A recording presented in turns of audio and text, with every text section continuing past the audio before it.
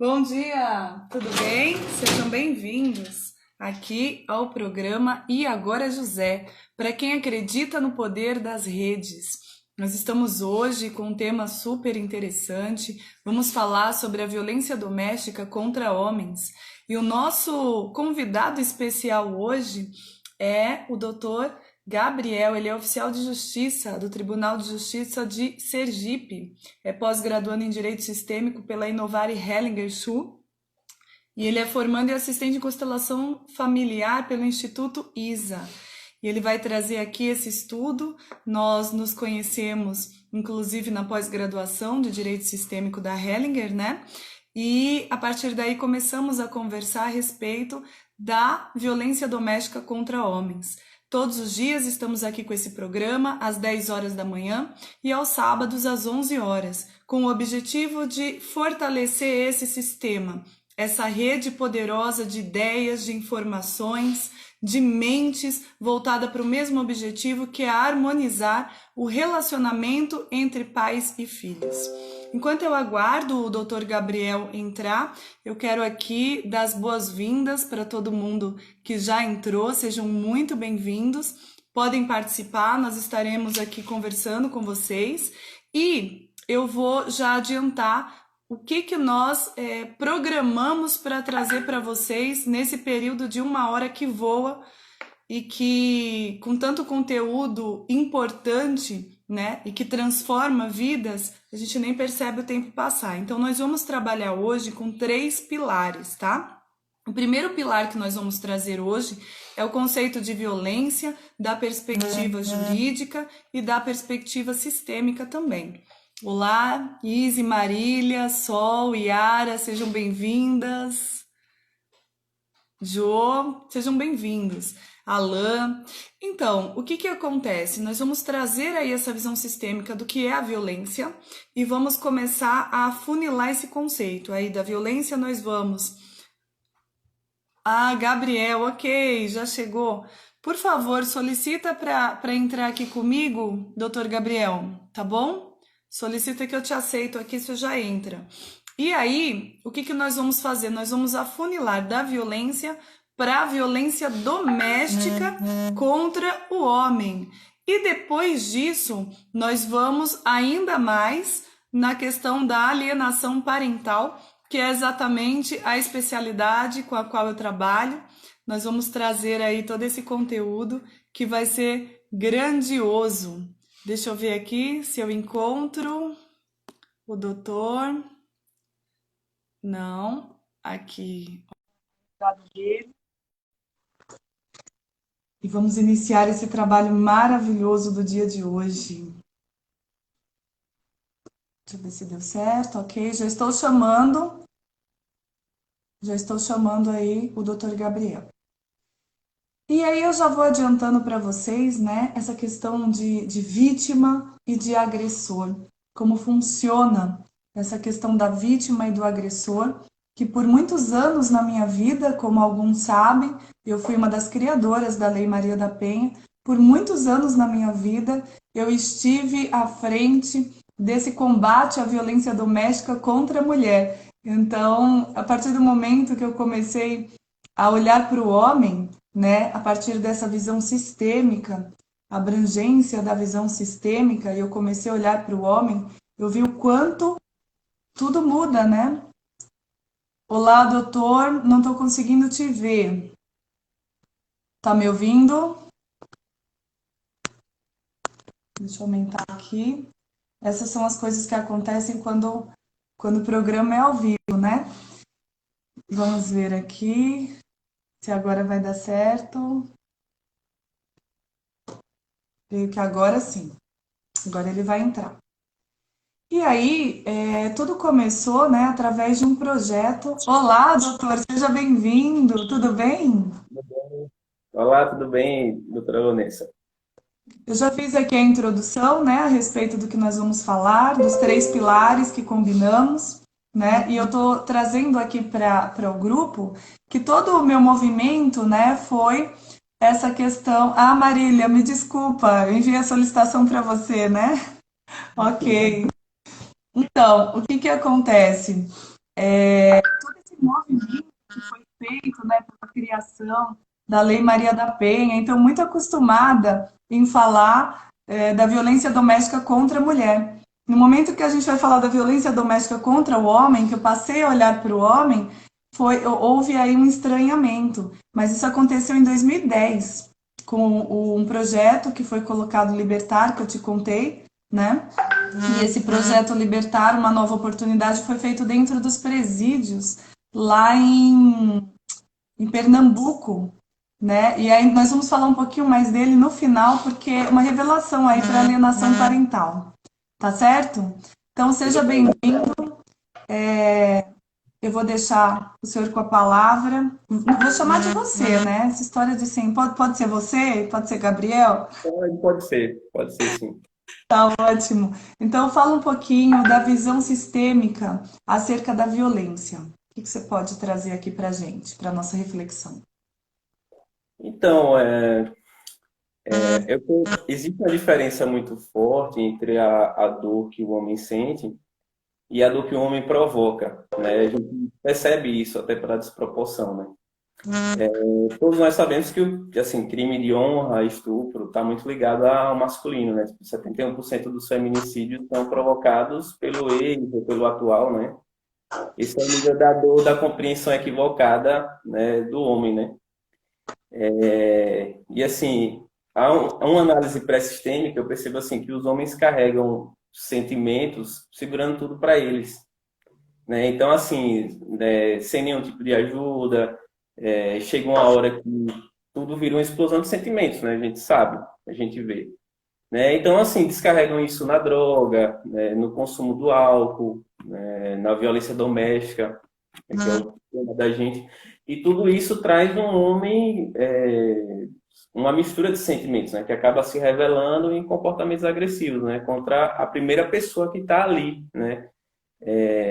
Que sabe, assim, que por uma construção histórica, né? Por uma construção cultural, ele agride e viola porque quem está ali é muito hipossuficiente, né?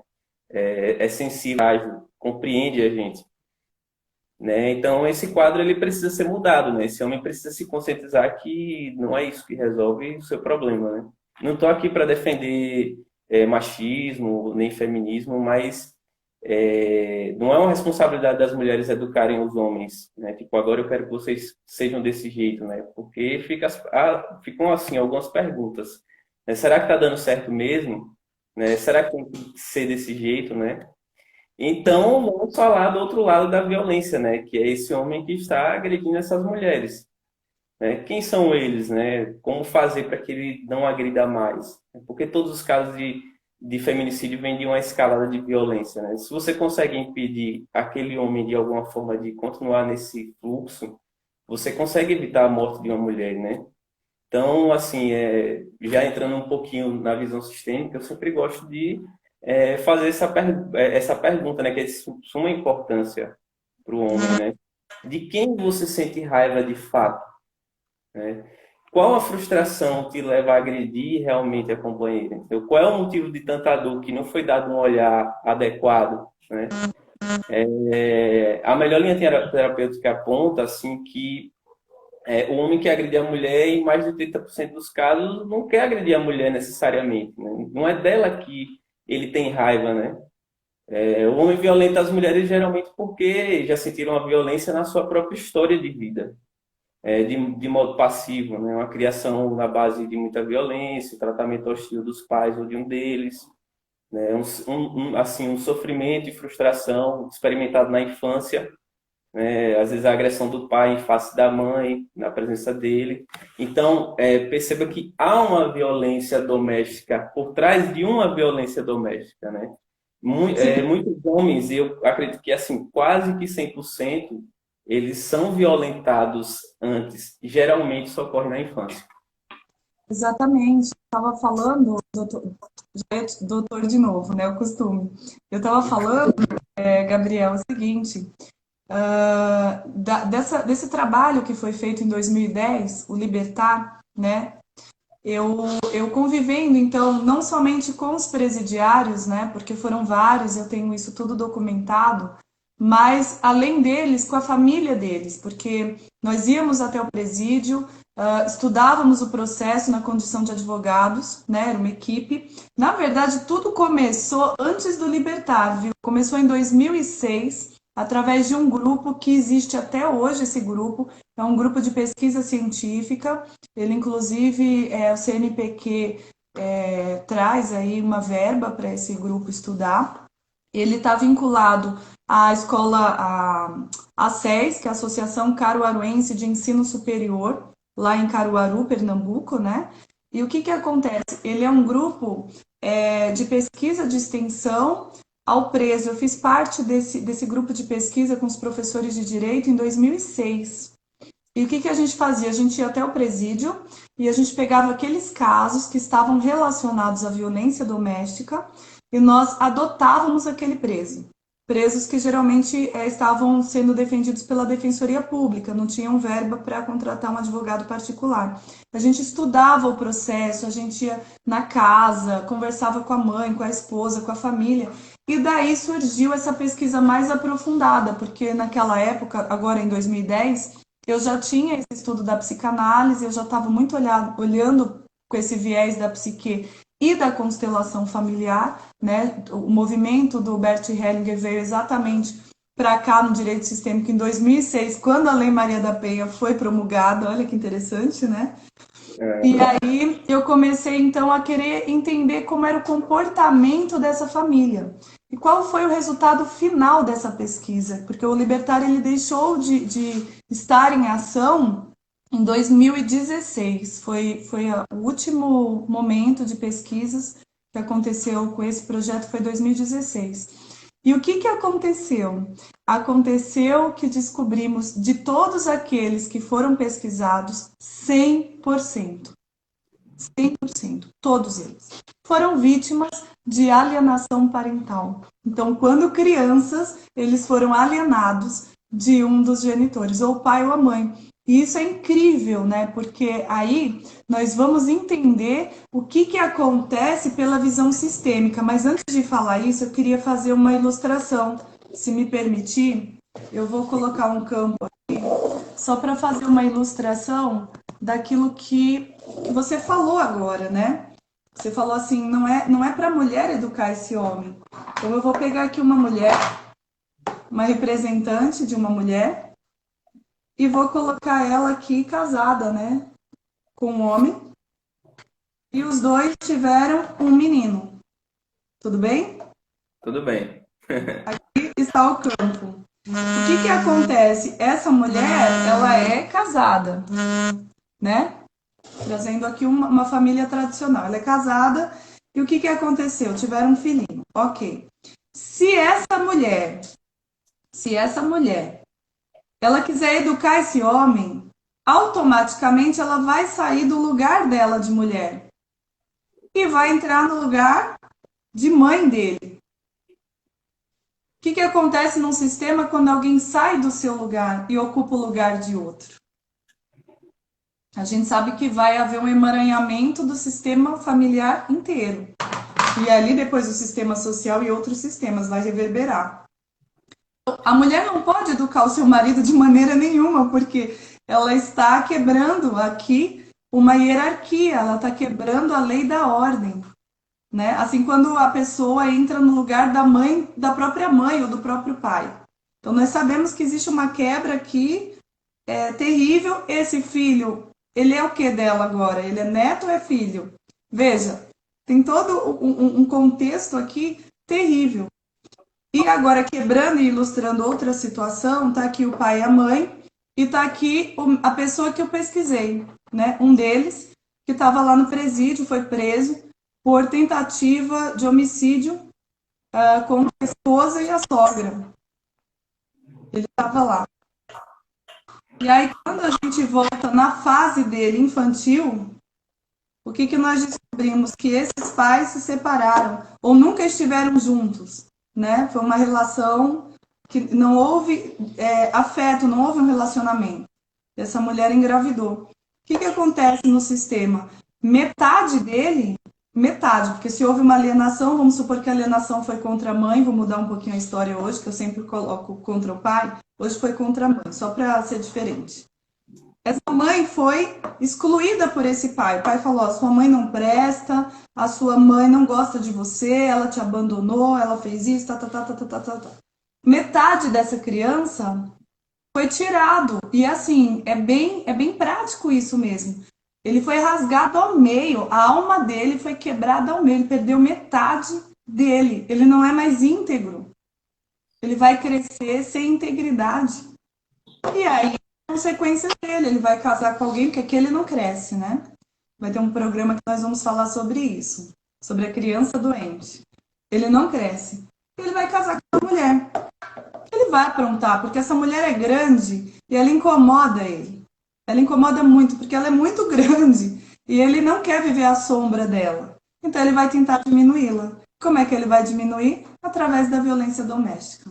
Então, é incrível, é um padrão de comportamento e que é muito claro quando você consegue enxergar o sistema, que é a parte invisível que interliga todos, né? Exatamente. Eu acho, a gente teve a oportunidade de, em alguns módulos de estudo lá na Hellinger, né, de verificar na prática uma constelação familiar sobre alienação parental. Sim, sim. A gente viu a dificuldade que é para a criança. Tipo, a criança quer morrer. A criança quer morrer, porque metade dela está sendo negada por um dos pais. Então, esse exemplo que você deu, por exemplo, a mãe que faz o papel de pai também, e muitas vezes isso ocorre mesmo o pai estando dentro de casa, né? Ela se arroga no espaço do pai, e aí o filho, mesmo estando em casa com o pai, não se conecta. Isso faz com que o masculino seja desrespeitado também, né? E aí essa criança ela cresce com a imagem do pai como uma pessoa fraca, né? E ele carrega essa fraqueza juntamente com o pai para a vida, né? E no relacionamento, a gente já sabe o que é que dá. Tipo, essas dinâmicas ocorrem, né? Como você mesmo falou, o homem se sente menor e tenta igualar isso de uma maneira cega, às vezes inconsciente, através da violência, né? Então, assim, a alienação parental realmente é algo que na infância parece ser pequeno, né? E assim, na nossa cultura ocidental, que geralmente os pais, quando se separam, a criança fica mais com a mãe, a gente vê com mais recorrência, por isso que você fala do exemplo que normalmente é com a mãe, a mãe com mais recorrência aliena o filho contra o pai. Com certeza. E assim, isso provoca uma fraqueza do lado masculino do filho, que vai levar para o relacionamento e que assim, de uma maneira inconsciente, a gente sabe, né? Ele vai tentar fazer esse equilíbrio, né? Então, acaba sendo algo devastador, né? E o Porque equilíbrio. a dificuldade desse homem se relacionar é patente, né? Ele é inseguro, ele tem medo que a mulher abandone ele e vá embora, Ele né? tem E medo aí, da sombra dela, né? Uma fala muito comum deles, eu estou trazendo uma fala deles. Quando eu converso e quando eu conversei com essa quantidade de homens, eu vou te dizer o número que nós atendemos, só para o doutor ter uma noção de quantas pessoas foram pesquisadas, foram exatamente 5.000 pessoas. E a fala dessas pessoas é sempre assim: eu não queria estar na sombra dela. Essa fala, eu me sentia impotente diante dela. Ela me provocava. Ela fazia isso. Então, era muito, muito forte essa sensação, né? Inclusive, o Fábio, ele colocou aqui, né, no grupo, que o que o doutor acabou de falar, vou te chamar de doutor, não tem jeito, vai ficar assim, pra não ficar me corrigindo. O Fábio ele falou assim, que são geralmente as mães. Sim, são geralmente as mães, mas tem pais também que fazem. E um ponto-chave que nós já discutimos em programas anteriores é que nem sempre os alienados são simplesmente.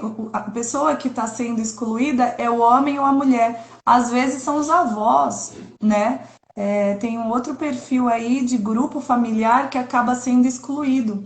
E o ponto-chave dessa criança, que ela não consegue, que ela tem tirado de si essa parte da alma dela, que é o masculino, não só na questão de relacionamentos, mas principalmente na questão de ir para a vida, porque essa é a função do pai, né? Levar essa criança para a vida. E o que quer dizer isso, né? Ir para a vida? Quer dizer você se estabelecer profissionalmente, você se estabelecer financeiramente, você resolver questões que aparecem diante da vida. Então, nós, por exemplo, estamos agora vivendo a questão da pandemia, né? Desse Covid-19. Quem não tem isso muito estabelecido, né, dentro de si, o que acontece? Tem esse pai faltante, são essas pessoas que estão agora querendo se suicidar, estão deprimidas, porque elas não sabem, elas são infantilizadas diante de uma circunstância da vida. Elas não sabem como lidar com isso, então dá essa surtada nelas, né? E eu só queria colocar mais uma questão aqui. É uma pessoa que eu não sei o nome, tá como A1 Craft, é alguém que já está participando bastante. Gostaria até de saber seu nome, porque eu te percebo em outras lives. Seja muito, não sei se é mulher ou homem, seja muito bem-vinda ou bem-vindo. Colocou aqui duas questões, e olha só, tô falando com o oficial de justiça, hein? Olha a responsabilidade disso. O que acontece? A primeira foram uma pergunta e uma afirmação. Vou começar pela pergunta. Como o judiciário não percebe isso? Aloísio, seja bem-vindo, Aloísio. Então, essa tua pergunta eu achei maravilhosa. Eu vou responder a pergunta e vou deixar a afirmação com o doutor Gabriel. Deixar ele cuidar da afirmação. Na pergunta, Aloísio, realmente o judiciário não percebe, mas existe um movimento que iniciou com muita honra o nosso mestre, né, doutor, que é o doutor Sami Stock, ele foi professor meu e deles, é professor da gente. E o que acontece? Ele começou esse movimento porque ele é um juiz de direito da Bahia. Ele começou esse movimento porque a partir do momento que ele fez o curso na Hellinger, né, com Bert Hellinger lá na Alemanha, ele trouxe essa visão sistêmica para dentro do tribunal onde ele trabalhava. E hoje esse movimento se chama direito sistêmico, que está tomando aí uma forma no judiciário. Então hoje tem várias varas que estão permitindo esse tratamento, esse olhar, a própria constelação, e que está trazendo resultados incríveis, né? No Rio Grande do Sul, teve uma reportagem que saiu no Conselho Nacional de Justiça, no site oficial, que 94% dos casos de violência doméstica contra a mulher deixaram de reincidir a partir do momento que passaram por essa abordagem. Então, é um resultado muito incrível. E o que acontece? O objetivo, inclusive, deste programa e desse movimento que o nosso grupo está fazendo, viu, doutor, é exatamente esse. Nós estamos unindo pessoas, autoridades, nos três poderes. Inclusive, vai vir aí um outro convidado que ele é procurador-geral e vem trazendo a visão do sistêmico para o legislativo, que eu acho que você também conhece, o doutor Hamilton. Então, o que a gente está fazendo? A gente está unindo forças de pessoas que já estão dentro desses poderes, autoridades, pessoas que estudam e pessoas que querem abraçar essa causa, para a gente levar essa conscientização não só para o judiciário, mas para o legislativo e para o executivo. Então, a ideia, é por isso que o programa chama-se E Agora José, para quem acredita no poder das redes, porque quem acredita no poder das redes vai entrar nessa rede. Nós vamos fortalecer essa rede para poder transformar a realidade do nosso país, nesse quesito. Então, respondi a pergunta, vou deixar a afirmação agora para o doutor Gabriel. Segura, hein? O Aloysio diz o seguinte, que o judiciário é o maior alienador. Eita, agora doeu, né? Sobre essa visão sistêmica acerca da violência doméstica, no judiciário a gente percebe, a gente que está especificamente mais envolvido nesse movimento, que já podemos falar que o judiciário não olha parcialmente, né? Porque, assim, muitos juízes estão começando a aplicar essa postura, né, que não rivaliza, né, que não coloca o homem em face da mulher, a mulher em face do homem, mas que busca entender o motivo do conflito na sua gênese, né? Que é quando a gente vai para o conflito da raiz é que a gente cura, né? Então, assim, a gente percebe assim, a quantidade de comissões de direito sistêmico que estão abrindo por aí, né? Tipo, aqui em Sergipe já temos a quantidade de comissões que abriram no ano passado. E assim, como tudo que acontece no judiciário, é um procedimento, é um processo paulatino, é lento, né? Porque assim, o judiciário ele está acostumado a lidar muitas vezes com números, né? Tipo, está sentenciado, está decidido, está despachado, está intimado, audiência e tal. Mas assim, através do programa do SAMI, a gente percebe que o percentual altíssimo de êxito nessa visão sistêmica aplicada no judiciário está fazendo com que esse movimento mude, né? E é uma boa notícia, né? Eu lembro de Sami falando que assim é impressionante como o homem, quando presencia uma constelação, passa a enxergar diferente o conflito. Quando ele sente quando ele vê a dor que o filho carrega consigo da alienação, tanto ele quanto a mãe, muda essa postura, né? E assim, o judiciário mudou já muito essa postura. Eu acho que hoje, pelo menos, já não há essa rivalização do homem contra a mulher, né? E aos poucos a gente percebe também que nem essa maior, vamos dizer assim, esse maior rigor da lei é capaz de resolver. Então, assim, a visão sistêmica é algo inevitável. Em algum momento a gente vai ter que olhar para esses conflitos e estabelecer um novo método de conciliação. Não dá mais. Do jeito que está, não dá mais. Então, o que que acontece, né? Eu percebo que esse é o novo judiciário, né? Estão despertando para isso. Nós ainda estamos num processo de transição. Ainda tem muitos juízes que eles não têm a visão sistêmica, também não estão ainda interessados em ter, eles estão sendo intransigentes. E aí a gente vê pelo resultado, por exemplo, atual, de tantas liminares que foram deferidas, proibindo esses pais de visitarem seus filhos, né? E isso foi muito grande, com o embasamento de que é o melhor interesse da criança, né? E não considerou a situação. Então, por causa da pandemia, você deixa de visitar até que alguma coisa aconteça. E não investigaram. Alguém colocou aqui, né, a respeito da falsa denúncia, né, e que existe pelo judiciário que o judiciário é tendencioso. Na verdade, olha só, Emídia, seja bem-vinda. Uma grande amiga minha entrou, que legal. Então, o que que acontece? O que eu quero trazer a respeito disso? Existe aí esse movimento do direito sistêmico, que nós fazemos parte, né, desse grupo. Então, não só juízes, como promotores, desembargadores, já existem muitos advogados despertando para isso.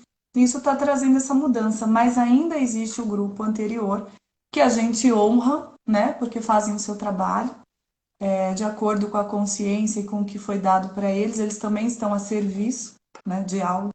Nós estamos a serviço dessa visão sistêmica, a serviço da vida. Eles estão também a serviço de algo, da tradição e de tudo que existia, do princípio de justiça. Mas, enfim, existe uma série de fatores que vão influenciar isso aí, né? E junto disso veio também uma outra pergunta, se a Lei Maria da Penha poderia ser aplicada quando a vítima é homem. Fizeram essa pergunta, eu não consegui pegar o nome da pessoa, mas eu consegui ver a pergunta. Então, trazendo agora as respostas, né, a respeito da falsa denúncia. O que que acontece quando existe uma denúncia, por exemplo, de violência sexual, onde essa mãe procura uma secretaria da mulher, ou procura um conselho tutelar, ou mesmo direto à promotoria, né, ou a polícia, vai se abrir um inquérito, né? O primeiro passo é o inquérito policial. E essa investigação, ela parte da Polícia Civil.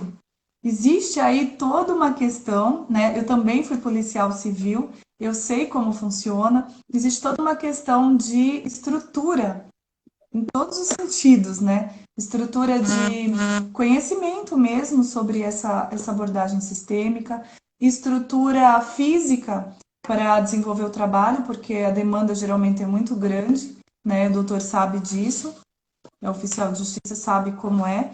E assim, eles acabam realmente não investigando totalmente com todo esse cuidado, por quê? Porque num primeiro momento o processo já não vem uma condenação, vai ter toda uma estrutura, uma instrução processual para que o juiz possa descobrir se aquilo é real ou não é real.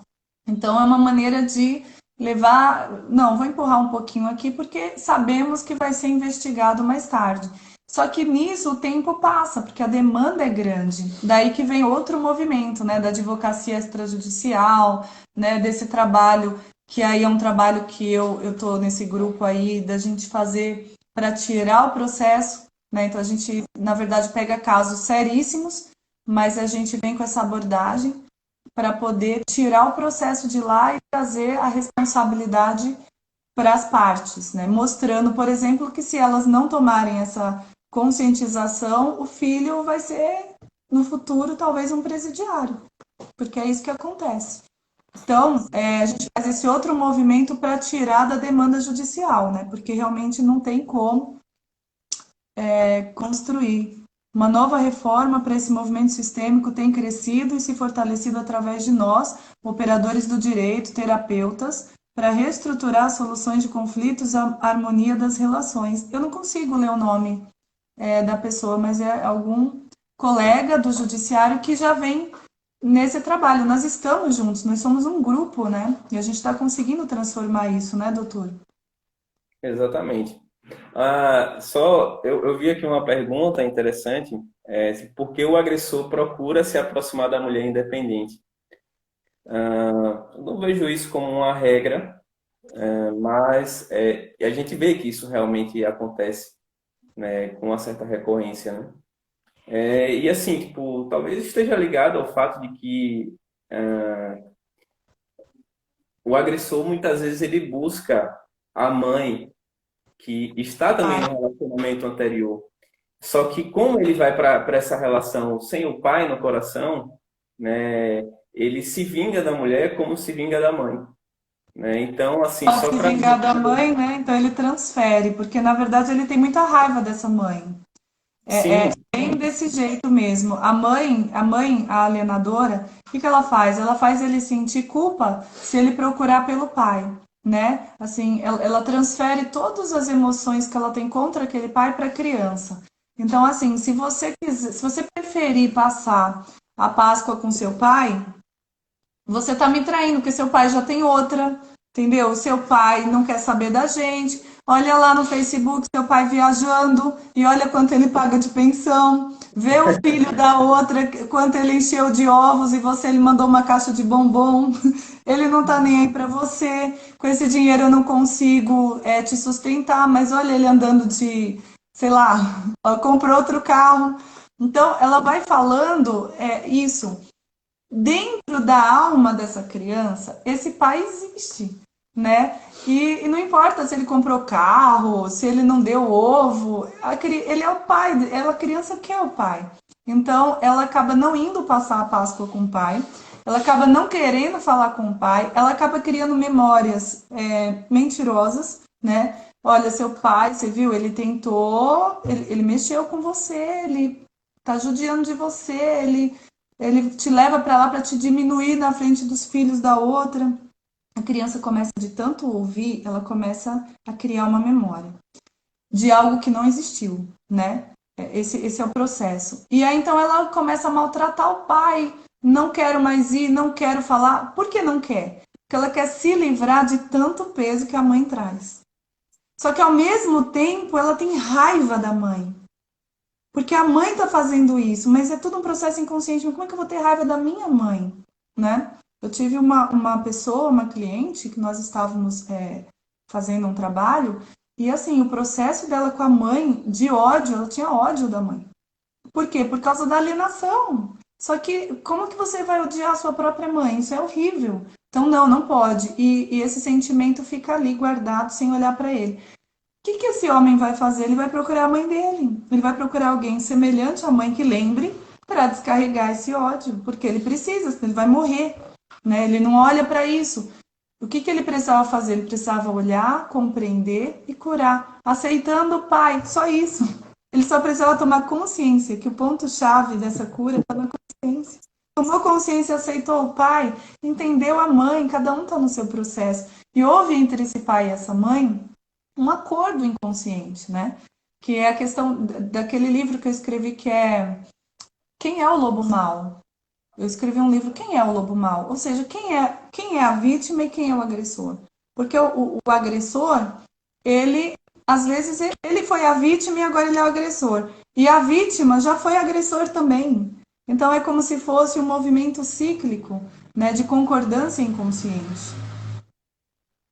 Exatamente. E assim, por isso a gente vê o quanto muitas vezes não dá resultado esse revanchismo, por exemplo, numa audiência, né, que muitas vezes é até instigado por um promotor, por um juiz. Não estou querendo fazer nenhuma crítica generalizada aqui. Por um Mas aí, advogado.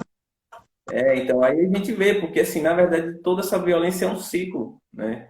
O homem é violentado mais cedo, que cresce para a vida adulta e violenta a mulher, que violenta o filho que está em casa, e o filho é vítima dessa violência, e se engana o filho que acha que porque defende a mãe, o filho principalmente na fase infantil, adolescente, que porque defende a mãe, porque julgou o pai, não vai repetir o padrão. Ele repete. Quando ele menos espera, ele já repetiu aquele padrão na fase adulta. Então, por isso que a ideia é justamente agregar todos esses personagens, né? E mostrar, ó, que não há uma verdade, né? E não há uma verdade única, né? Somos todos uma verdade que precisa ser encarada, né? Que precisa ser debatida e encarada também. E aceita. Exatamente. E aceita, né? E tomada. E acolhida no coração. Justamente. Então, são muitos desafios que o judiciário tem em relação à violência doméstica, que eu vejo, né? Então, tipo, os casos são inúmeros, né? Tipo, são inúmeras formas de violência, né? E todas, quando você vai dar um olhar diferenciado, um olhar sistêmico, você sempre encontra aquele pontozinho ali que só está aqui. A dor daquela pessoa está nesse ponto. E é tão mais leve olhar dessa maneira, né, do que enfrentar uma pessoa, muitas vezes até sem argumentos, né, sem conseguir entender porque você mesmo violentou, né? Então é muito legal dar esse olhar, né? Os homens têm dificuldade, né? Tem muita dificuldade de olhar para dentro, né? Os É homens porque é têm. uma questão cultural, que era o que eu ia trazer agora, a história do inconsciente coletivo. Então, foi ensinado, né, que o homem não pode chorar, que o homem é o provedor, o homem tem que ser forte, o homem não pode demonstrar sentimentos. E não só o homem, mas toda a nossa sociedade brasileira não tem desenvolvido a inteligência emocional. Então, não é prática você se perguntar o que eu estou sentindo, né? Eu, Vanessa, agora, diante desse grupo, como eu me sinto, né? Quem está olhando, quem está aqui neste momento? Porque quando eu falo quem, vou trazer aqui uma ilustração. A gente tem uma criança, né, no centro. A gente tem uma criança e você é um homem que está olhando para o seu filho. Tá aqui a criança. Mas quem está olhando para a criança? Quem exatamente está olhando para a criança? Você, criança? O observador é você, criança? Ou o observador é você, homem? Dependendo da perspectiva que você está olhando, e quando eu falo você, criança ou você, homem, é o aspecto emocional. É o seu aspecto emocional. Então, se você está infantilizado, ainda com aquele vazio, por que você que está infantilizado? Porque foi tirado de você algo, sabe? Você perdeu seu pai ou sua mãe. Não que você perdeu porque morreram, mas que você foi alienado, por exemplo. Né? Houve algo que não foi completo, não foi aceito, você não honrou. Se você não honrou, você não recebeu essa força. Então, você fica infantil.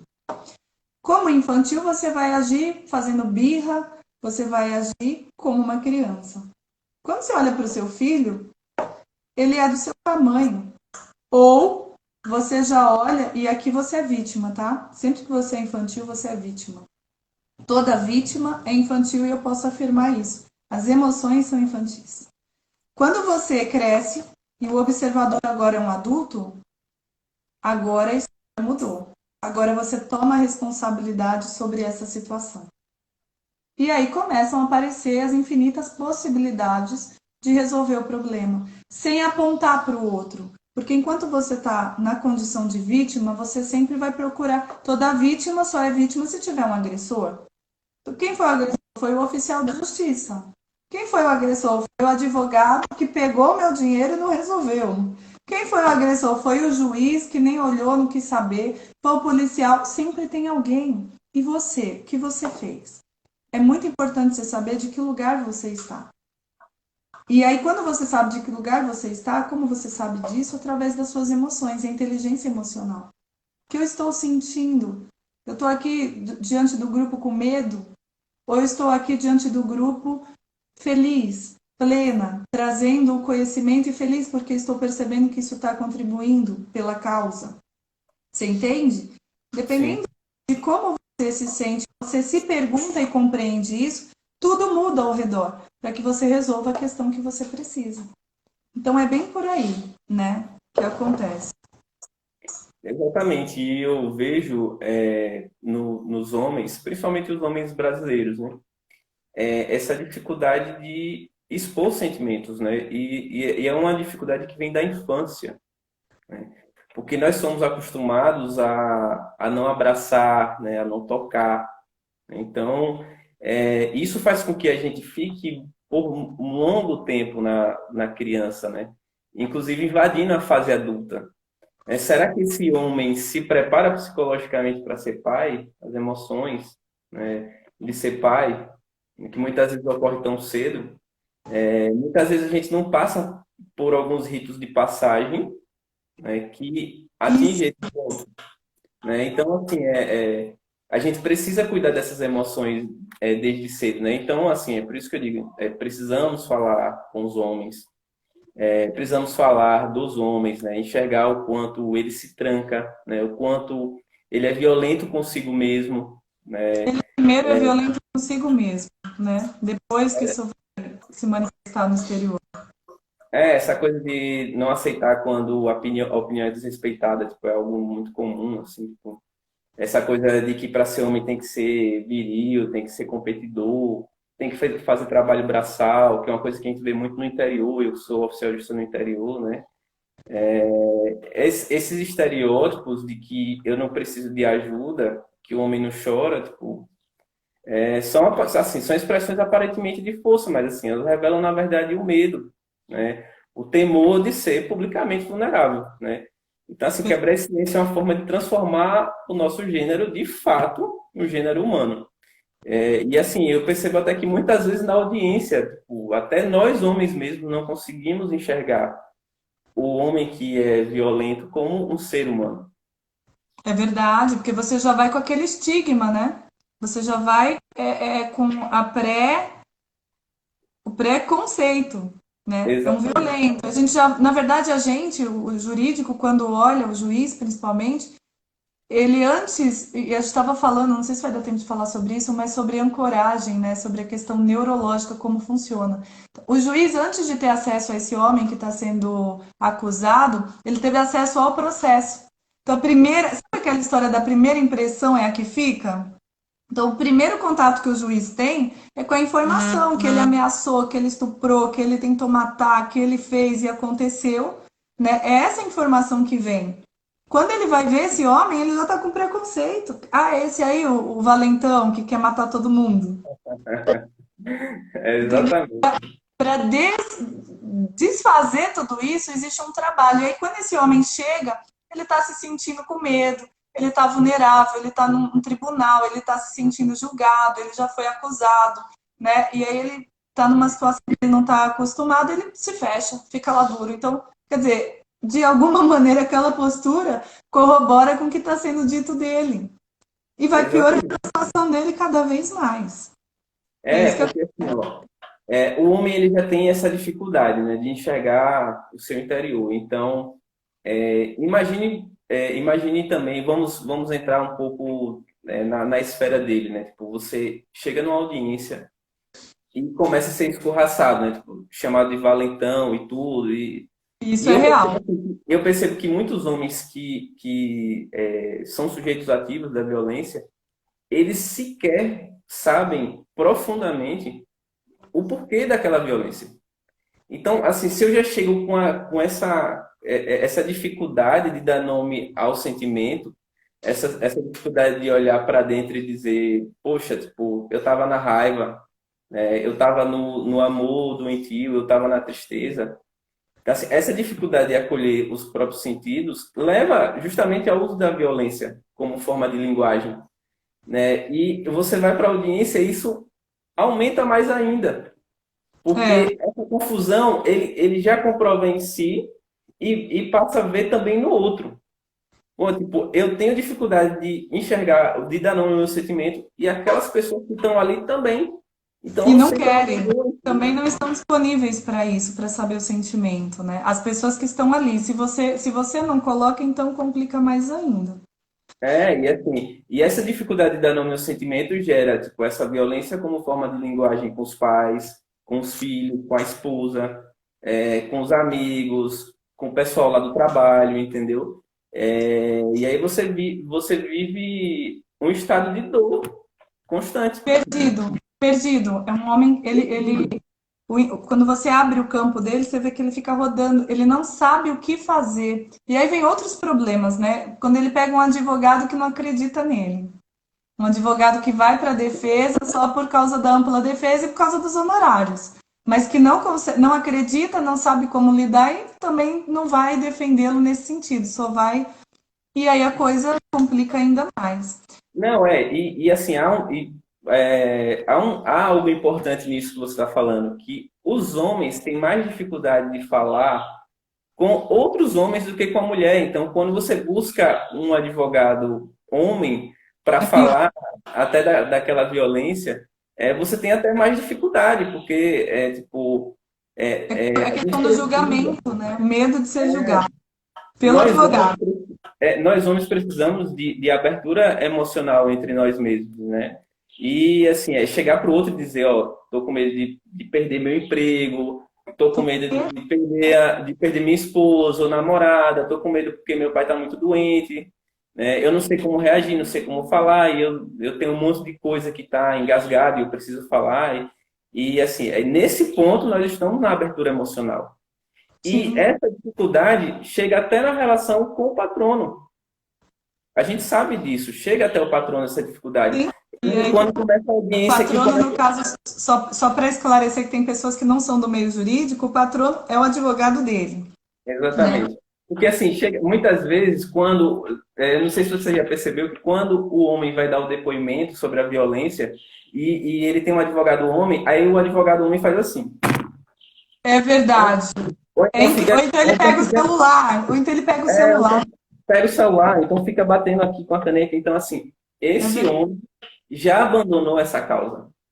É Esse homem já verdade. está A julgando. linguagem corporal já mostra que. E pior, também tem outro lado, viu? Às vezes a própria advogada mulher também não acredita nele. Ele se abre e aí ela já vai com julgamento. E aí ela tem uma defesa interna da mulher. Já aconteceu de eu constelar advogados e olhar por que você pegou essa causa. E aí mostra a advogada a favor da parte contrária.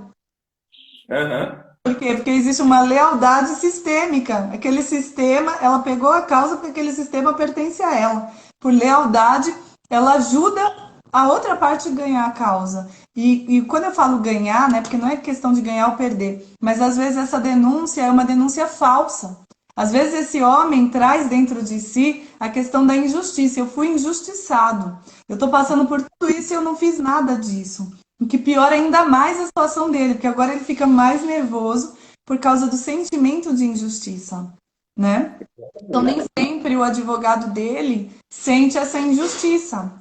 Eu tive um caso desse que veio para mim porque teve um problema com o advogado e veio me procurar. O advogado já tinha renunciado, E quando eu fui pegar a documentação com esse advogado, ele falou: doutora, cuidado com ele, viu? Porque ele mente muito, é tudo mentira, ele tá errado. Aí eu olhei pra ele e falei: você era o advogado dele? E eu fui olhar, né, a história e tudo, e investigar. E vi que não, ele não estava errado, foi realmente uma denúncia falsa. Quando a gente fez a constelação e conseguimos entrar num acordo, né? A gente conseguiu entrar num acordo e finalizar o processo, extinguir o processo sem resolução do mérito, por causa da força do acordo. Quando a gente conseguiu isso, a mulher reconheceu que eram os sentimentos dela, porque ela não aceitava o fim da relação, que fez com que ela fizesse as falsas denúncias. Ela confessou que eram falsas as denúncias. Então você vê, o advogado anterior acreditava que a denúncia era verdadeira. Como vai defender? Né? E isso acontece. Só para responder aqui a pergunta que eu não respondi, o caso da Maria da Penha, ele é bem específico, né? Para configurar a Maria da Penha, a vítima tem que ser mulher, né? E o aspecto para configurar é que essa mulher vítima, ela tem que ter uma relação de afeto com o agressor. As pessoas também, por incrível que pareça, acham que Maria da Penha é um homem que agride a sua mulher. Não. Maria da Penha, ela pode ser vítima da mãe, pode ser vítima do cunhado, do primo. Tem que ter uma relação de afeto e a vítima é mulher. Existem casos de homens que foram atendidos pela Lei Maria da Penha. Existem, tá? Mas assim é muito ínfimo e tem que comprovar a vulnerabilidade dele. Ele tem que ser um homem que é considerado incapaz, né? Ou relativamente incapaz. Tem que mostrar que existe uma vulnerabilidade muito grande para ele se encaixar no aspecto que a Maria da Penha foi criada, né? Porque a Maria da Penha ela vem com o princípio da isonomia. Que princípio é esse? É reconhecer a diferença entre os diferentes para que nessa diferença haja uma equidade, né? Haja uma igualdade. Então, esse homem ele tem que ser provado dessa maneira, uma pessoa que já tem alguma deficiência mental, alguma coisa assim. Não é regra, é muito difícil, né? E aí a brincadeira que as pessoas fazem, e o Zé da Penha, né? Sempre, doutora, e o Zé da Penha? Quando é que vai sair? Né? Pois é, então, percebo muito em todos os casos, como eu faço a intimação, então eu tenho muitas vezes contato com o agressor, às vezes até na sequência, né, tipo, intimo o agressor, depois a suposta vítima, né, no caso de violência doméstica, e em todos os casos eu vejo a figura de um homem que internamente sente muita dor, né? O homem sofre, tipo, a gente não tem dúvidas que sofre, né? Porque é inato ao ser humano, né? Mas eu percebo que ele sofre sozinho, né? Ele sofre calado, né? Então, assim, a gente precisa, é preciso saber que a gente pode falar assim, tipo, você não vai ser menos homem por falar que o que tem dentro de você, e até o advogado também não vai ser menos homem se ouvir com atenção, sem julgamento, né? Muito pelo contrário, essa é a atitude grandiosa, né? E a gente pode fazer isso, falar sobre as nossas dificuldades, mantendo a nossa dignidade, sem a vitimização, né? Que é um grande veneno, né? Que leva a mais fraqueza, né? Então, assim, para mim, como profissional, e meu depoimento particular é que assim foi muito gratificante ter esse novo olhar para as pessoas que eu tenho contato diariamente para fazer os atos de comunicações processuais. É, eu quero colocar, eu tô olhando aqui para o lado porque eu tô percebendo que o nosso tempo está acabando. E eu te falei que essa é uma hora boa. E Aham. E eu queria falar que hoje, às 21 horas, nós estaremos aqui nesse mesmo canal com a jornada que iniciamos ontem. São 4 dias de jornada que o nome é Escolhas. Você escolhe o que planta. Então, é bem incrível, a gente traz toda essa abordagem sistêmica de como você consegue enxergar esses padrões, tudo isso que está oculto, e como essa consciência pode te trazer da situação de criança, né? De uma criança emocional para um adulto, e como lidar com isso, como o doutor falou, de poder se expressar, trazer seus sentimentos e quebrar tudo isso, porque esse é o caminho. Precisa haver uma ação né?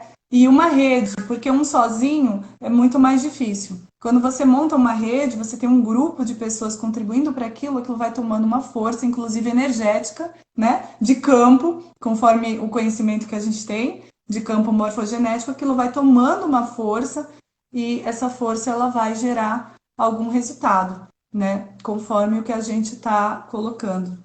Amanhã nós vamos estar aqui com um assunto super interessante. Nós vamos falar sobre a mediação de conflitos online, utilizada agora nesse período de pandemia para cuidar das situações de visitação. Então, essa situação dessas liminares, né, que estão saindo aí, existe um caminho que está tendo resultado e é através da mediação de conflitos online. E vai vir também uma das professoras lá da Hellinger, que ela é diretora do IPMEC, reconhecido no Brasil inteiro como uma escola de formação de mediadores de conflitos, né? Está vinculado ao Conselho Nacional de Justiça, então vai ser bastante interessante porque vai ser continuidade do que a gente está conversando aqui, né? Um método de solução do problema. Muito legal, muito legal. E esse período da pandemia também ajuda, né, a gente trazer novos conteúdos, né, com mais riqueza de detalhes sobre os conflitos de violência doméstica, né? As pessoas não conseguem empreender fuga de nada, né? Não tem um bar para ir, não tem um lazer, né? Então, assim, estamos cada vez mais, né, de frente para nós mesmos, né? E para o parceiro também. Então, eu acho que temos muito que aprender ainda, né? Muito o que aprender, muito o que trocar. Se não fosse esse momento também, as pessoas estavam com a agenda tão cheia que não tinham tempo também de ouvir, né, de receber um conteúdo tão rico como esse, né? Eu quero te agradecer profundamente pela tua contribuição, né? Sei que vai estar conosco aí, né, como um parceiro também nesse trabalho, um trabalho libertador, né? É um trabalho de cura mesmo, cura da alma. E Exato. a gente acaba participando disso e se curando junto, né? É, Porque são questões que mexem com todo mundo, as questões de família, né? Todos nós precisamos dessa harmonização e aí a gente vai caminhando em conjunto e percebendo que no final das contas, como a própria pandemia trouxe aí pra gente, não existe muita diferença entre a gente não, né? Não, nem não, questão de classe social, nem tá todo mundo trancado em casa passando por esse risco de morte, né? E vendo o sofrimento que a humanidade está passando. A gente percebe que somos mesmo um sistema interligado, humano, e que um precisa do outro. justamente. Essa questão da visitação social, eu vejo com preocupação. A gente sempre que tem a visão sistêmica vê com preocupação, né? É, Esse afastamento, principalmente do filho em relação ao pai.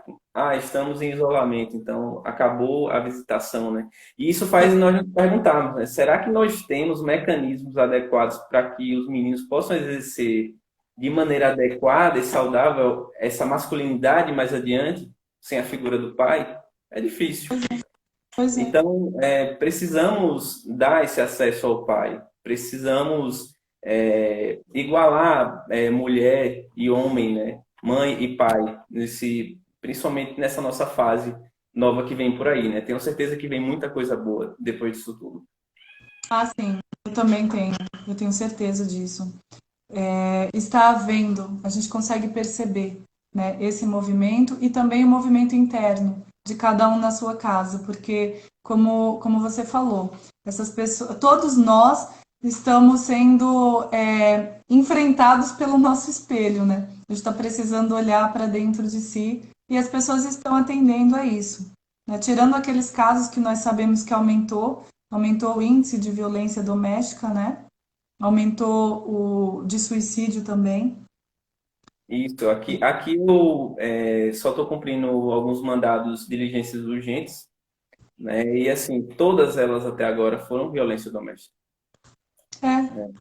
É, Tirando as pessoas jurídicas, que às vezes a gente tem que timar, nas pessoas físicas, todas elas foram violência doméstica. Pois estamos é. sendo obrigados a olhar para os conflitos, né? Sem nenhum instrumento de fuga, né? O homem é um pouquinho fujão, a gente sabe. Sim, eu te agradeço. Nosso tempo vai acabar. Temos 6 segundos. Tchau, muito obrigado, viu?